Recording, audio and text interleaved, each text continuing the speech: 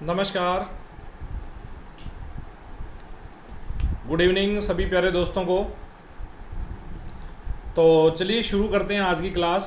और आज हम लोग बात करेंगे पंचायती राज में, इसके ढांचे के बारे में बात करेंगे और इसका स्टेटस क्या है पंचायती राज का इंडिया में, उसके बारे में हम लोग बात करेंगे।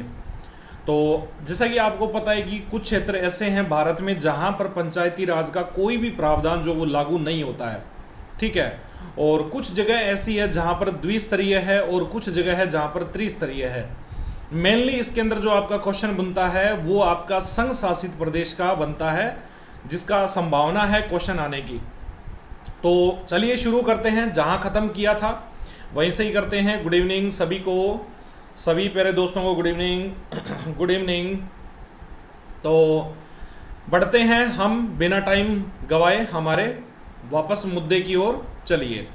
तो यहाँ तक हमने पढ़ लिया था और लास्ट लाइन हमारी ये थी कि पंचायती राज अधिनियम के अनुसार चुनाव करवाने वाला प्रथम राज्य कौन सा था? मध्य प्रदेश था, ठीक है। मतलब मध्य प्रदेश ने सबसे पहले पंचायती राज अधिनियम के अकॉर्डिंग चुनाव करवाए। अब हम लोग देखते हैं नेक्स्ट, अगले पॉइंट पे आते हैं जहां हमने छोड़ा था। यहाँ मैंने कहा था कि इसको कल करेंगे, तो चलिए इसको हमने कल कंप्लीट कर लिया था। अब शुरू करते हैं हम लोग status of Panchayati Raj in India.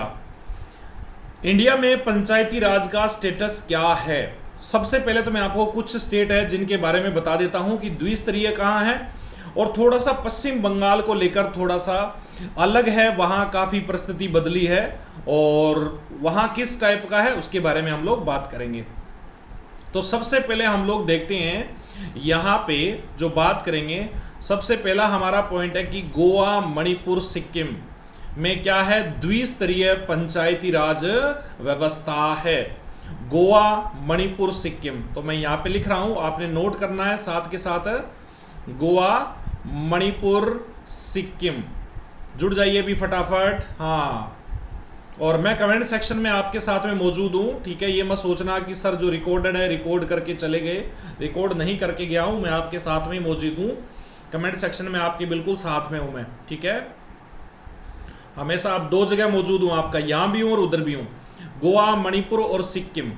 आज हम पूरा ढांचा पढ़ेंगे पंचायती राज का, ठीक है। गोवा, मणिपुर और सिक्किम, यहाँ पर कौन सा है? द्विस्तरीय पंचायती राज है।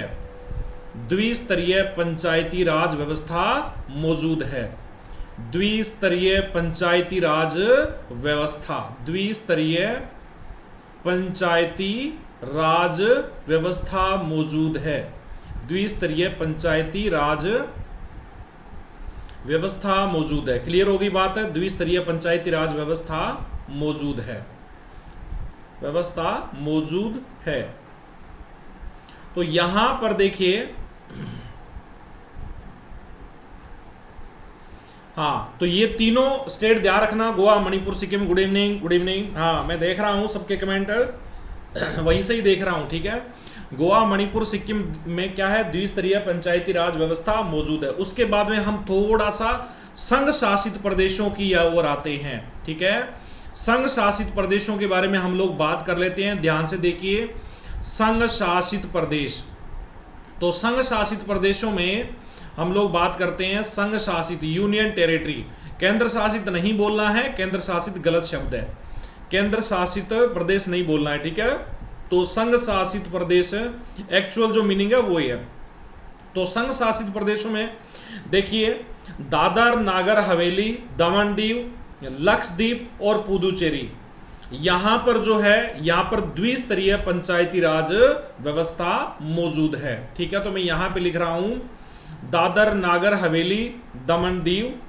तो साथ के साथ नोट करते जाइए क्योंकि संघ शासित प्रदेशों का ज्यादा क्वेश्चन बनता है, ठीक है।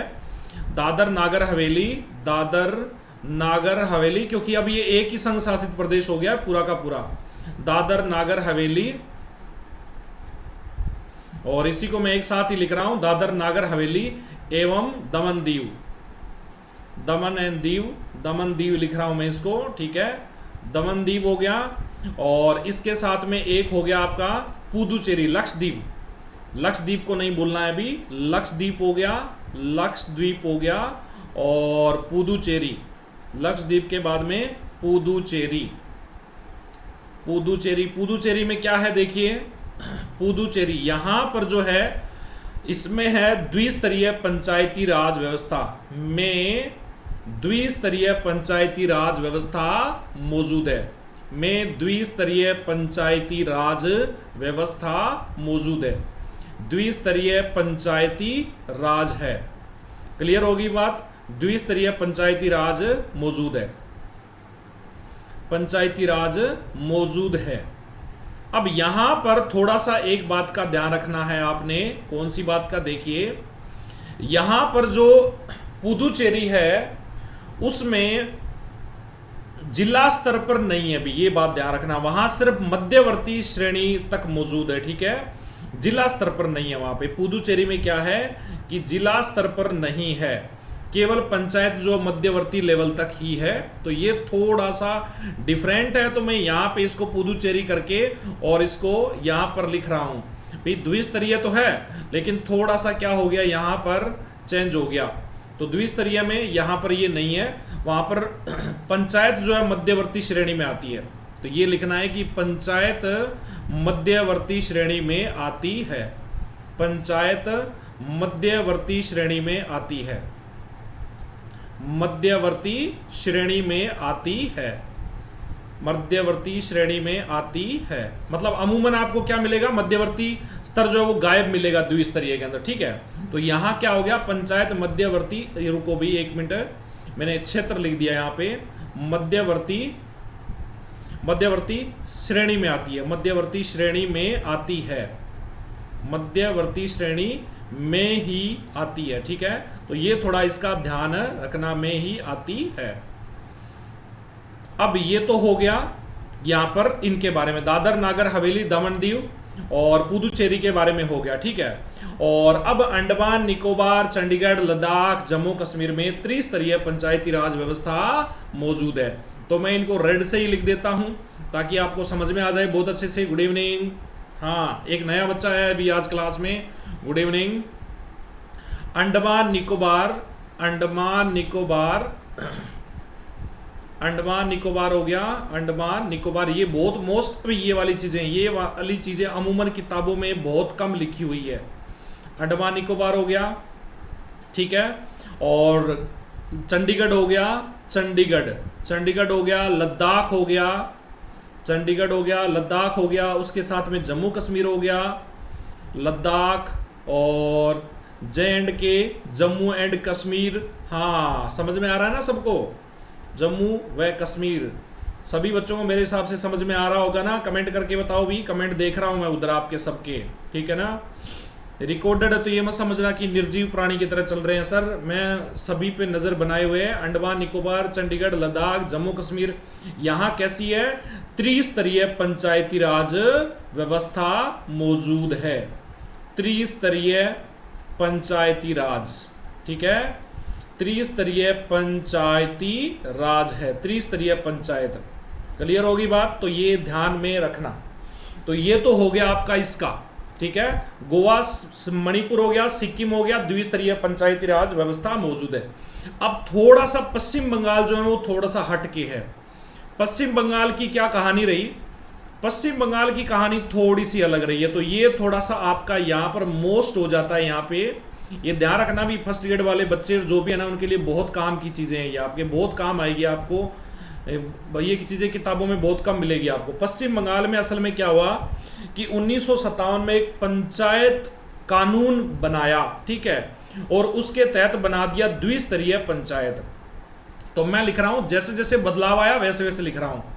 1957 में क्या कर दिया, 1957 में पंचायत कानून, 1957 में क्या कर दिया, एक पंचायत कानून लाकर, मतलब जिस टाइम संवैधानिक दर्जा नहीं मिला था उस टाइम की बात कर रहे हैं हम, ठीक है।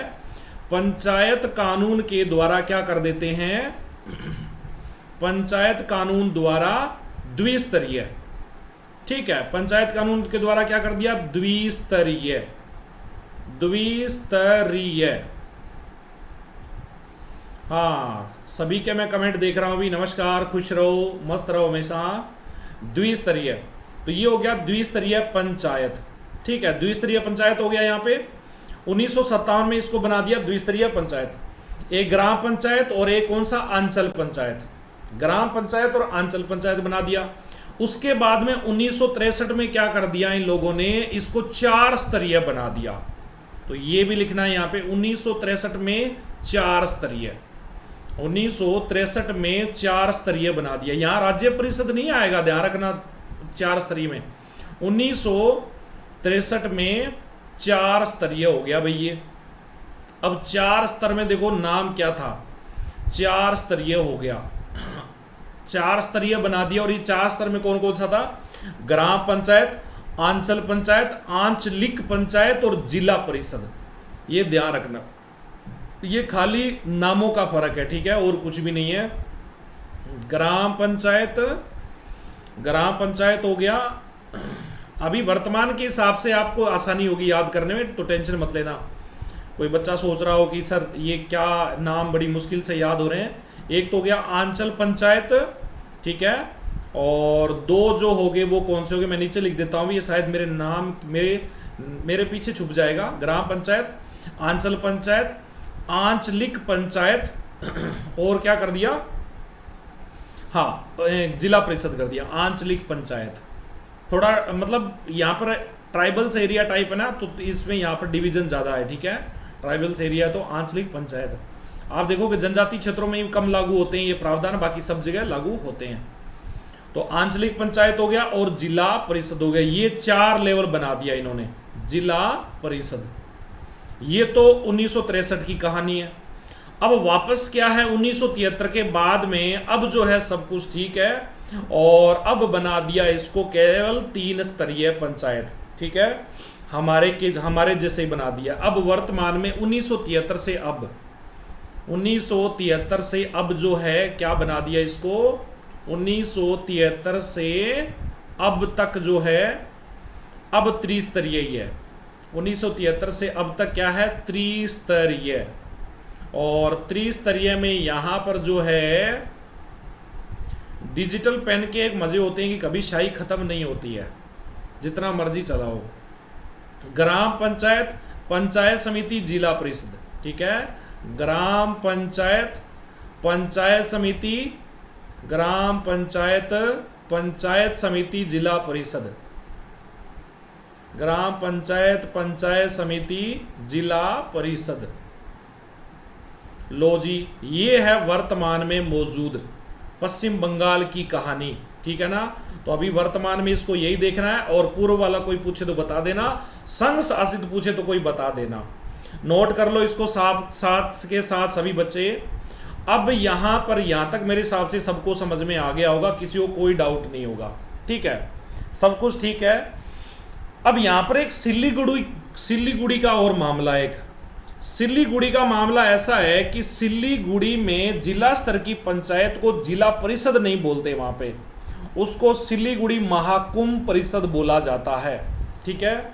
और अध्यक्ष को सभापति नहीं बोलते, उसको सहकारी सभाधिपति बोलते हैं। वो थोड़ा सा अलग है वहाँ पर सिल्लीगुड़ी का। अगर कोई नोट करना चाहो तो लिख लो कि वहाँ की जो जिला परिषद है उसको जिला परिषद नहीं बोलते हैं। सिल्लीगुड़ी का मामला बता रहा हूँ, ठीक है। वो मतलब पुराने टाइम के हिसाब से, अपने जो भी है उसके हिसाब से सिल्लीगुड़ी का उसको महाकुंभ परिषद बोलते हैं। क्या बोलते हैं, महाकुंभ परिषद उसको बोला जाता है, महाकुंभ परिषद बोलते हैं उसको। तो अब बढ़ते हैं हम लोग आगे। हाँ, क्या कह रहे हो भाई, कुछ कह रहे हो क्या? कोई बच्चा कमेंट में कुछ बोल रहा है क्या? मैं सबके कमेंट देख रहा हूँ। क्लास जरूर रिकॉर्डेड है, लेकिन यहाँ पर हम लोग पूरा ध्यान है हमारा। अब हम देखते हैं थोड़ा सा वो क्षेत्र जहां पर पंचायती राज के प्रावधान लागू नहीं होते हैं। Area of India where the provision of Panchayati Raj do not apply, ठीक है। डू नॉट अप्लाई मतलब जहां पर पंचायती राज के प्रावधान लागू नहीं होते। तो चलिए लिखिए, यहां पर भारत के कुछ क्षेत्र ऐसे भी हैं जहां पर पंचायती राज के प्रावधान लागू नहीं होते, ठीक है। तो लिखिए, भारत के क्षेत्र जहां पंचायती राज के प्रावधान लागू नहीं होते, जहां पंचायती राज के प्रावधान लागू नहीं होते, जहां पंचायती राज लागू नहीं। सीधा ही लिख देता हूं, लागू नहीं, समझ में आ जाएगा सबको, ठीक है। अब वो क्षेत्र कौन कौन से, इनकी लिस्ट बनानी बड़ी जरूरी है भैया, आपको इनकी लिस्ट बनानी बहुत ही ज्यादा जरूरी है।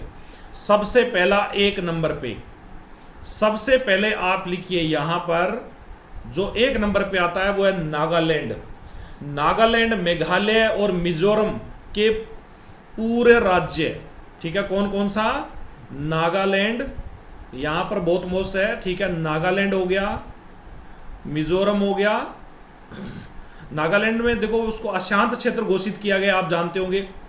दिसंबर 2020 में उसको क्या घोषित, दिसंबर 2021 की बात है, उसको अशांत क्षेत्र घोषित किया गया है, ठीक है।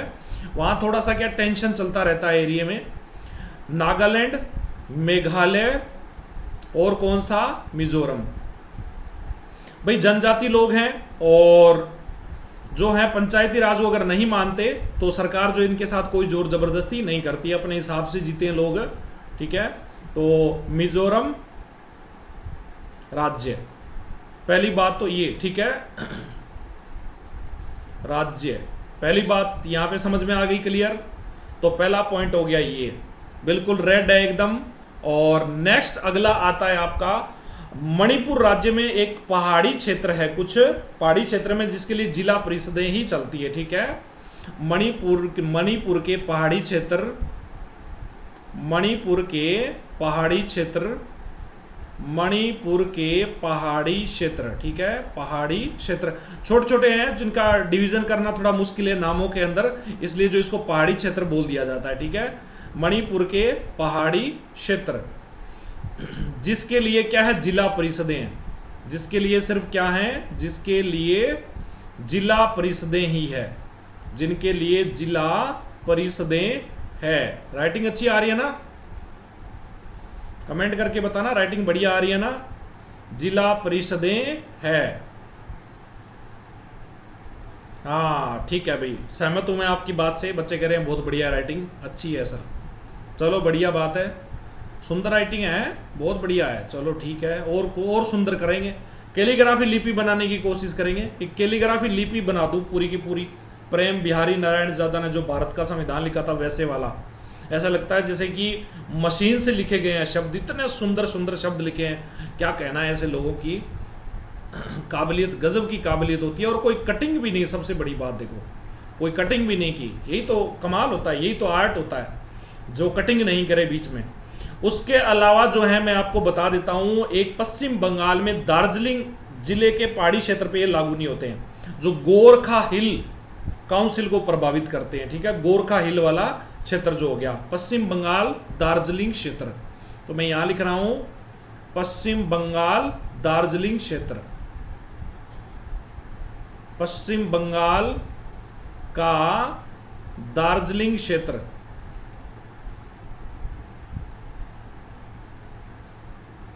दार्जिलिंग को कैसे लिखेंगे भाई, दार्जिलिंग,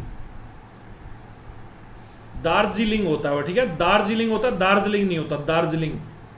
दार्जिलिंग गोरखा पहाड़ी क्षेत्र,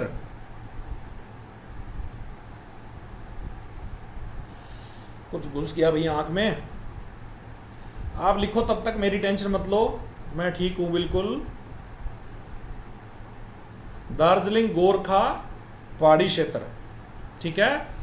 दार्जिलिंग गोरखा पहाड़ी क्षेत्रों पर लागू नहीं, क्षेत्रों पर लागू नहीं, ठीक है, पर लागू नहीं। क्या कह रहे हो, सब देख रहा हूं भी मैं, सब पे नजर है मेरी, लागू नहीं, मुझे सब पता चल रहा है कौन क्या कमेंट कर रहा है मेरा हमदम। उसके बाद में आ जाइए नेक्स्ट, उसके बाद में कौन सा बचता है, आरक्षण का जो प्रावधान है वो अरुणाचल प्रदेश पर लागू नहीं होता है, ठीक है। आरक्षण का प्रावधान अरुणाचल प्रदेश पर लागू नहीं होता है, ध्यान रखना। आरक्षण का प्रावधान, आरक्षण का प्रावधान भाई लोगों को पसंद नहीं है आरक्षण प्रावधान लागू करना, क्योंकि टेंशन बढ़ जाती है एरिया में, क्योंकि ट्राइबल्स एरिया में लोग अपने अपने कबीलों में अपने अपनी थोड़े से कहीं ना जातीय संघर्ष नहीं हो जाए, कहीं आपस में खूनी संघर्ष नहीं हो जाए, ऐसी चीज़ें होने की संभावना ज़्यादा रहती है। तो इस वजह से जो है सब अपना अपना शांति से रहते हैं, इसलिए आरक्षण प्रावधान अरुणाचल प्रदेश पर लागू नहीं है, ठीक है, अरुणाचल प्रदेश पर लागू नहीं है। मतलब किसी के साथ जोर जबरदस्ती नहीं है रे, जिसको मानना है वो मानो, नहीं मानना है कोई भारत सरकार जबरदस्ती नहीं करती है। अरुणाचल प्रदेश पर लागू नहीं, प्रदेश पर लागू नहीं। ये कोई नेगेटिविटी नहीं है, नकारात्मकता नहीं है कि भाई लागू नहीं है तो क्यों नहीं है, ऐसा कुछ भी नहीं है।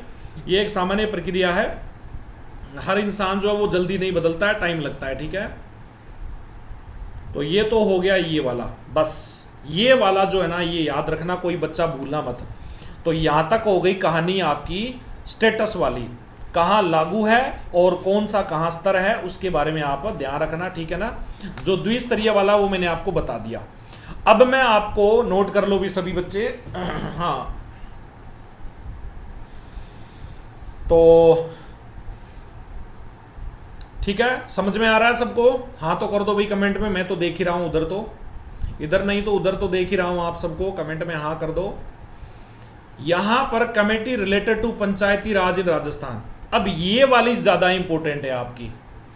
एक तो कमेटी मैंने आपको करवाई दी, कौन सी? सादी कली समिति वाली। कौन सी? सादी कली समिति, वो तो मैंने आपको करवाई दी, तो उसको तो करवाने की जरूरत है नहीं, ठीक है। कौन सी वाली? सादिक अली समिति, सादिक अली समिति, सादिक अली समिति 1963 वाली सादिक अली समिति। याद आया किसी को? वित्त आयोग का सुझाव दिया था और वगैरह वगैरह कई सुझाव दिए थे, ठीक है। सादिक अली समिति 1963। तो इसका तो मैं ब्रैकेट में लिख देता हूं कि पूर्व के पृष्ठ देखें, ठीक है। तो यहां लिख देता हूं क्योंकि जब आपको नोट्स मिलेंगे ना तो आप फिर दिक्कत होगी। पूर्व के पृष्ठ देखें, आपको मैं पूर्व का पृष्ठ जो है वो दिखा देता हूं, ठीक है। पूर्व के पृष्ठ जो है वो देखें। और इसमें जो है मैंने आपको करवाई थी, कहां गई भी, रुको मेरे को देखने दो।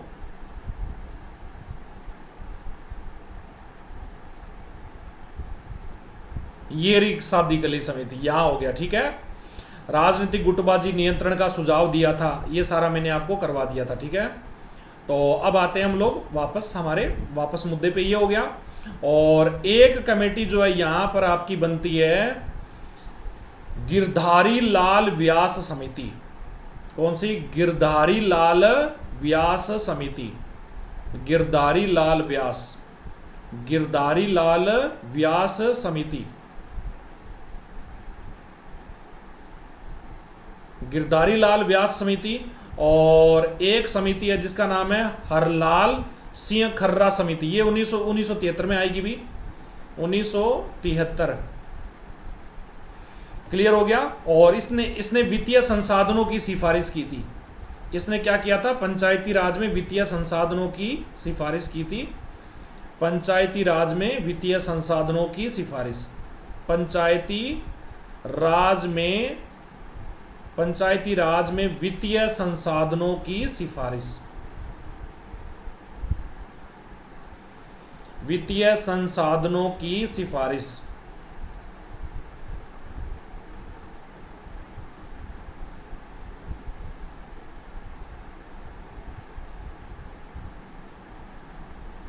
हो गया। और एक है हमारी हरलाल सिंह खर्रा समिति, हरलाल सिंह खर्रा समिति। ये एग्जाम में बहुत बार पूछी गई है भाई, ठीक है। ये चारों ही समिति, 4 समितियां हैं। हरलाल सिंह खर्रा समिति, एग्जाम में कई बार इनके क्वेश्चंस आए हुए हैं, तो राजस्थान वाली जरूर याद करना। और किसी बच्चे को लिस्ट चाहिए तो पूरी की पूरी लिस्ट भी दूंगा मैं, इसी नोट्स में मैंने लिस्ट भी डाल रखी है। अगर किसी बच्चे को लगता है कि मेरे को सारी समितियां पढ़नी चाहिए, मैं एक ऐसा प्राणी हूं जिसको सब समितियों का ज्ञान होना चाहिए, तो उसके लिए मैंने पूरी लिस्ट डाल दी है। वो जितनी भी है 40-50 है, सब का मैंने डाल दिया है। इसने जो बात की थी वो थी शिक्षा, स्वास्थ्य, हेडपंप वगैरह लगवाना, इनकी इन्होंने सिफारिश की थी। अब एक मैं क्वेश्चन ऐसा बताने वाला हूं जो आपके वीडियो में आया था, ठीक है।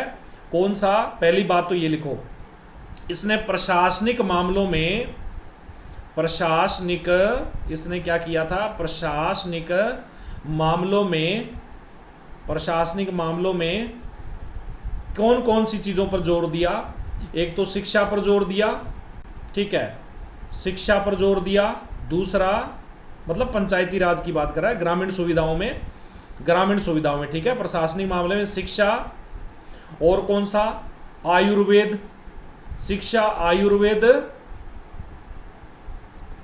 और स्वास्थ्य, स्वास्थ्य भी आ गया इसमें, हेडपंप, स्वास्थ्य, हेडपंप। हेडपंप आजकल तो हेडपंप वाला जमाना ही गया, डायरेक्ट घर में ही पानी आता है। ये तो 1990 की बात है।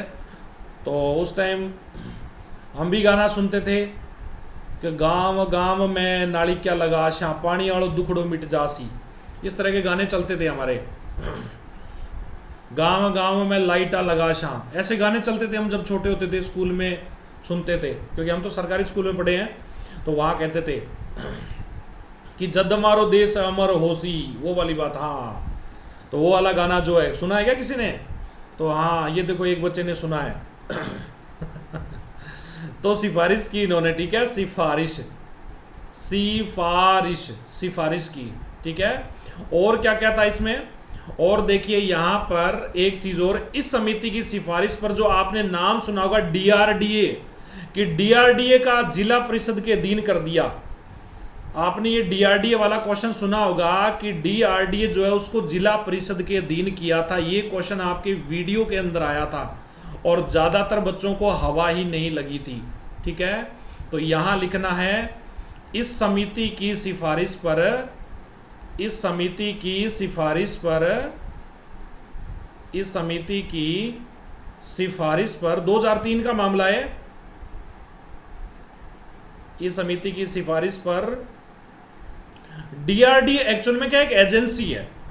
डीआरडीए एक एजेंसी है जिसका नाम है district rural development agency, DRDA. अब डीआरडीए को क्या कर दिया, ये अलग एजेंसी थी पहले, ठीक है, डीआरडीए। तो डीआरडीए का मैं पूरा नाम लिख देता हूं यहां पे, कोई बच्चा नोट करना चाहता है तो लिख लो। अब तो क्वेश्चन आएगा नहीं डिस्ट्रिक्ट, लेकिन और किसी एग्जाम में आ जाए, district development, district development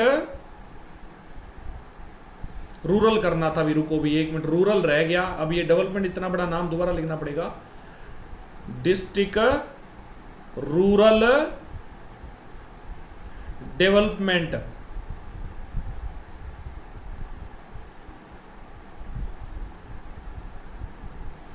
development agency, development agency, ठीक है। तो एक एजेंसी टाइप था, मतलब जिसको फंड जारी होता था, ये काम करती थी। तो इसको क्या कर दिया, जिला परिषद के अधीन कर दिया। अभी अलग से क्या काम है, आप जिला परिषद में मिल जाओ। तो इसके जितने भी कर्मचारी थे ना, उनको एक साथ ही कर दिया। और इसका ऑर्डर भी पड़ा है मेरे पास, इसका जो उस टाइम जब अधीन किया था ना, तो इसका एक ऑर्डर भी था, वो ऑर्डर भी पड़ा है मेरे पास। मांग लेना कोई बच्चा, किसी को चाहिए तो उसका ऑर्डर भी भेज दूंगा आपको। तो इसको क्या कर दिया, जिला परिषद के अधीन कर दिया, जिला परिषद के अधीन कर दिया, जिला परिषद के अधीन कर दिया। डीआरडीओ को जिला परिषद के अधीन कर दिया। तो ये मैंने ढूंढ लिया, कहीं से क्वेश्चन मिल गया मेरे को, जिला परिषद के अधीन किया, ठीक है। और जिला परिषद के अधीन करते हुए जिला कलेक्टर के स्थान पर जिला प्रमुख को अध्यक्ष बना दिया, ठीक है। इसका अध्यक्ष कौन है, अध्यक्ष बना दिया जिला प्रमुख को, अध्यक्ष बना दिया जिला प्रमुख। तो अब ये पूछ ले चाहे वो पूछ ले, आपका आंसर तैयार रहना चाहिए, ठीक है ना। डीआरडीए डिस्ट्रिक्ट, भाई अलग एजेंसी थी तो इन्होंने कहा भी अलग एजेंसी क्या काम करेगी, इसको इसके साथ ही मिला देते हैं, तो उसके साथ ही मिला दिया, ठीक है। अब एक समिति और बचती है, कटारिया समिति, कटारिया समिति।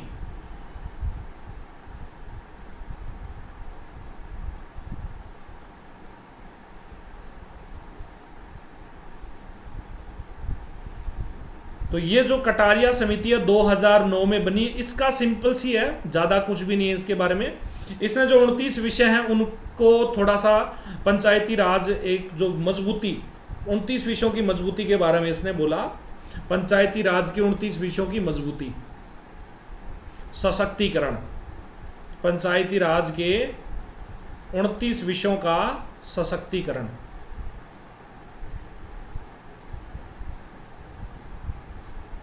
तो ये हो गई कहानी यहाँ की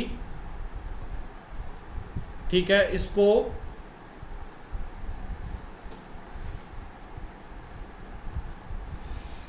तो अब हमने इसके बारे में देख लिया। ये सारी कहानी सबको समझ में आ गई होगी मेरे हिसाब से, किसी को डाउट नहीं होगा। किसी को डाउट है तो उधर नीचे पूछ लेना, बता दूंगा। और किसी बच्चे को अगर पूरी कमेटी का चिट्ठा चाहिए तो मैं दिखा भी देता हूं कि नोट्स में मैं लेके आया हूं, यहाँ 7वीं नोट्स में ये देखो आप, ये पूरा चिट्ठा मेरे पास में है, पूरा का पूरा, सारी पढ़ लेना चाहिए, कोई दिक्कत नहीं है। यहाँ पर सब दे रखा है, ये जितनी भी समितियां बनी है सब के बारे में कुछ ना कुछ दे रखा है इसने। यहाँ भी एम रामा कृष्णैया अध्ययन दल, दया चौबे समिति, अशोक मेहता, दांतेवाला, हनुमंत राव, जीवी के राव, सिंघवी, ये सारी समितियां इसके अंदर मौजूद है, ठीक है ना। तो अगर किसी बच्चे के मन में कोई डाउट है तो वो मुझे पूछ लेना। तो यहां तक ये पूरी कहानी हमने, इनको भाई बहुत अच्छे से पढ़ो आप, एक एक चीज को, इनमें से एक एक चीज को बहुत अच्छे से और बहुत बारीकी से पढ़ो। ये बहुत ज्यादा मोस्ट है, ये चीजें जो आज मैंने आपको करवाई है बहुत ही ज्यादा इंपॉर्टेंट है, और शायद काफी मैंने करवा दिया आपको अभी तक, काफी कुछ हमने पढ़ लिया है। ये हो गया, और स्टेटस वाला हमने पढ़ लिया, और जहां लागू नहीं है वो पढ़ लिया, और राजस्थान की समितियां हमने पढ़ ली, ठीक है। तो आज जो है फिर इतना ही होगा, आज इतना ही होगा, क्योंकि अभी आप इनको पढ़ो थोड़ा सा, क्योंकि आगे जो है ना, आगे पंचायती राज का पूरा ढांचा होने वाला है। आगे मैं आपको पूरा पंचायती राज का जो ढांचा है उसके बारे में बताने वाला हूं, और बहुत ही डिटेल में चलेगा, क्योंकि मैं चाहता हूं कि उसको एक नई क्लास से शुरू किया जाए। तो उसको हम लोग करेंगे पूरा का पूरा कंप्लीटली, बहुत ही डिटेल में करेंगे, एक एक बात को समझाऊंगा, और मैं चित्रों से समझाऊंगा आपको। यहाँ देखो मैं आपके लिए चित्र भी लेके आया हूँ, ध्यान से देखो। गाँव में ये देखो, ये गाँव है, गाँव से मिलकर क्या बनेगी, ग्राम पंचायत बनेगी, फिर हम पंचायत समिति से मिलकर बनाएंगे। इस प्रकार से पूरा ढांचा जो है मैं आपको क्लियर करने वाला हूँ एक एक चीज़ को। आज जो है थोड़ा सा फैक्चुअल मामला ज़्यादा है, तो इसका रिवीजन करो आप सभी आराम से बैठ के, ठीक है ना। और मैं आपके साथ में मौजूद हूँ हर टाइम, किसी भी वक्त, किसी भी समय। टेलीग्राम चैनल जो है मैंने डिस्क्रिप्शन में दे रखा है, ठीक है। कोई बच्चा कमेंट कर रहा है क्या, देख रहा हूँ। तो यहाँ पे जो है टेलीग्राम चैनल डिस्क्रिप्शन में दिया है, उसको ज्वाइन करो। और बाकी हम लोग करते हैं वापस कल। तो यहाँ से हम लोग कल करेंगे, ये गांव की कहानियाँ पढ़ेंगे हम लोग कि किस प्रकार से पंचायती राज का ढांचा क्या है, ठीक है। यहाँ से आगे कल होगा, ठीक है, यहाँ से आगे कल होगा, ठीक है। तो कल करेंगे भी, बिल्कुल यहीं से शुरू करेंगे। सारी स्लाइड आपकी सेव है मेरे पास में, सारी चीज़ें सेव है। देखो मेरे को घर इसलिए आना पड़ा यार, मेरे को कुछ काम है, और शादी वादी अटेंड करनी है, और एक दो प्रोग्राम और भी है, ढेर सारे काम एक साथ ही आ गए इस वजह से। ये गांव देखो कितना प्यारा लग रहा है, यहाँ पर छोटा सा गांव है, इसमें कुआं भी बना हुआ है। तो इसको हम बनाएंगे, इसी को ग्राम पंचायत बनाएंगे, पंचायत समिति बनाएंगे, फिर जिला परिषद बनाएंगे। तो इस प्रकार से इसको हम लोग आगे बढ़ाएंगे। और यहाँ ये वाली क्लास सबसे ज़्यादा मोस्ट है। अभी जो इसके बाद में जो अभी कल जो क्लास होगी वो सबसे ज़्यादा मोस्ट क्लास है, उसको किसी भी कीमत पर मिस मत करना आप भाई। अपने भाई बंधु दोस्त को बता देना, क्योंकि मैं पंचायती राज का पूरा ढांचा बताने वाला हूँ आपको, और चित्रों से ही बताऊंगा सारा का सारा, एक एक चीज़, कैसे ग्राम पंचायत बनती है, कैसे पंचायत समिति बनती है, त्रिस्तरीय क्या होता है, पूरी रामायण में आपको बहुत ही बारीकी से बताऊंगा। कौन कहाँ कैसे शपथ लेता है, ठीक है, कार्यकाल, सरकारी अधिकारी, सारा बैठकें वगैरह, जनसंख्या कितनी चाहिए, राजस्थान में कितनी है। ये क्लास सबसे ज़्यादा मोस्ट क्लास है आपके लिए, इसको मिस नहीं करना बिल्कुल भी आपने, ठीक है। तो बिल्कुल फ्रेश माइंड से करेंगे हम, ताज़ा एकदम, ठीक है। तो और किसी बच्चे के मन में डाउट हो तो इधर पूछ लो कमेंट में नीचे, मैं आपके साथ में ही हूँ। ओके, मिलते हैं वापस कल, तब तक के लिए मेरे सभी प्यारे हमदम को जय हिंद, जय भारत।